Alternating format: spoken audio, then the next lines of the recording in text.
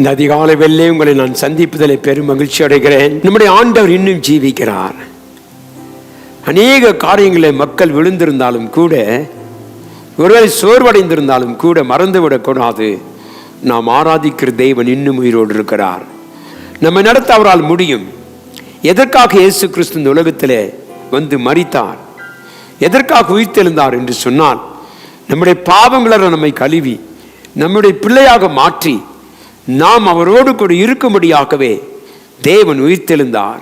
அவருடைய உயிர்த்தெழுதின் வல்லமை, அவருடைய மரணத்தின் வெற்றி நமக்கு ஒரு விடுதலை கொடுத்திருக்கிறது. ஆகவே முதலாவதாக இயேசு கிறிஸ்து உயிர்த்தெழுந்ததுக்கு காரணமே தாம் தேவனுடைய குமாரன் என்பதை நிரூபிப்பதற்காக.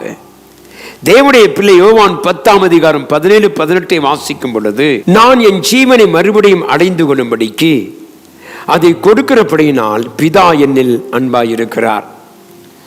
ஒருவனும் அதை என்னிடத்திலிருந்து எடுத்துக்கொள்ள மாட்டான். நானே அதை கொடுக்கிறேன். அதை கொடுக்கவும் எனக்கு அதிகாரம் உண்டு, அதை மறுபடியும் எடுத்துக்கொள்ளவும் எனக்கு அதிகாரம் உண்டு. இந்த கட்டளையை என் பிதாவிடத்தில் பெற்றுக்கொண்டேன் என்று சொன்னார். அவர் தேவனுடைய குமாரனாகிய கிறிஸ்து என்பதை நிரூபித்து காட்டும்படியாக தேவன் உயிர்த்தெழுந்தார். அநேகர் சொன்னார்கள், இவர் மெய்யாகவே தேவனுடைய குமாரன், இவர் தேவனிடத்தில் வந்தவர் என்று சொல்லி சொன்னவர்கள் அனைவருக்கும் இயேசு கிறிஸ்து உயிர்த்தெழுதல் ஒரு மாற்றத்தை கொடுத்தது.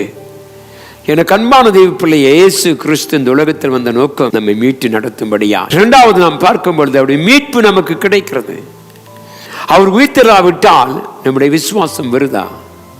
அவர் உயிர்த்தெழாவிட்டால் நாம் இன்றைக்கு பேசுகிற சுவிசேஷம் விருதாவாக போயிருக்கும்.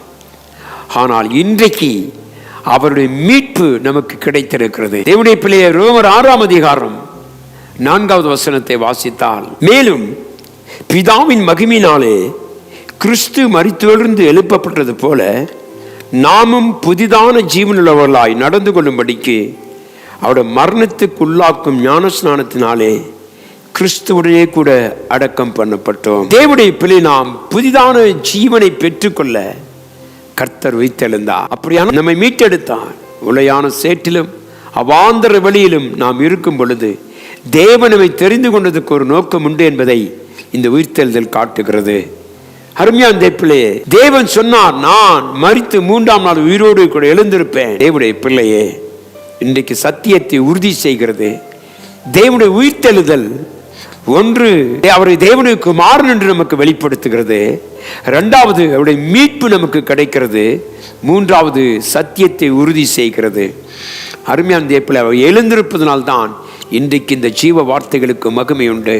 இந்த ஜீவ வார்த்தைகள் மூலம் அநேக அந்தகார வல்லமைகளை ஜெயிக்கக்கூடிய ஒரு கிருபையை தந்திருக்கிறார். ஆகவே உயிர்த்தெழு என்பது இன்றைக்கு நம்மோடு கூட கிரியை செய்கிற ஒரு காரியம். ஆகவே இன்றைக்கு இந்த இயேசு கிறிஸ்துவின் ஜீவியத்தில் உயிர்த்தெழுந்திருக்கிறாரா? இந்த உயிர்த்தெழுந்த இயேசு கிறிஸ்துவுக்கு நீ மகிமையாய் வாழ கற்றுக்கொண்டிருக்கிறாயா? இந்த இயேசு கிறிஸ்துவை ஏற்றுக்கொண்டு அவருடைய நித்திய ஜீவனுக்கு நீ ஆயத்தப்பட இயேசு கிறிஸ்து உயிர்த்தெழுந்தார். இன்னைக்கு சொல்லுவோம், கர்த்தாவே, நீர் எங்கள் வாழ்க்கையில் உயிர்த்தெழுந்ததுக்காக ஸ்தோத்திரம் என்று சொல்லுவோம்.